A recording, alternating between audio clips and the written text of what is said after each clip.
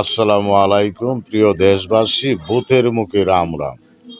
জামাত বলে এই বাংলাদেশটাকে তারা ক্ষমতায় যেতে পারলে তারা উন্নত রাষ্ট্র, তারা মডেল রাষ্ট্র বানাবে, তারা সিঙ্গাপুরের মতো রাষ্ট্র বানাবে, তারা দেশটাকে উন্নত রাষ্ট্রে পরিণত করবে।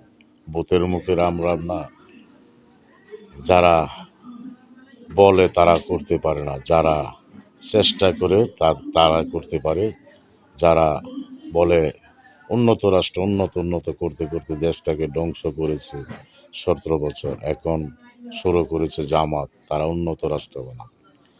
আর বাংলাদেশ জাতীয়তাবাদী দল বিএনপির ভারপ্রাপ্ত চেয়ারম্যান জনাব তারেক রহমান বলেছে, আমরা দেশটাকে বাংলাদেশ একটা স্বাধীন রাষ্ট্র, এটা বাংলাদেশটাকে একটা সুন্দর পরিবেশ করব, বাংলাদেশটাকে সকল দলবল নির্বিশেষে সকলকে নিয়ে একটা রাষ্ট্র তৈরি করব। সেই রাষ্ট্রের মধ্যে সবাই যার যার মনের আবির্ভাব বলতে পারবে, সব একজন একজনের দুঃখ বলবে, একজনের কাছে একজনের পরামর্শ নেবে।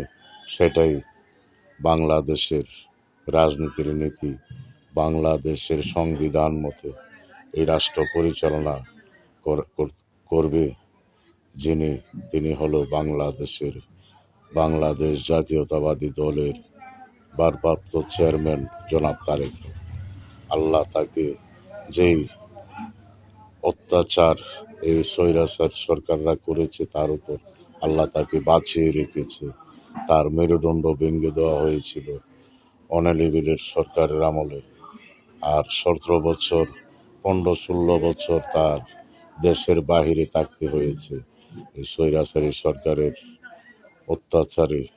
তার ছোট ভাই মৃত্যুবরণ করেছে।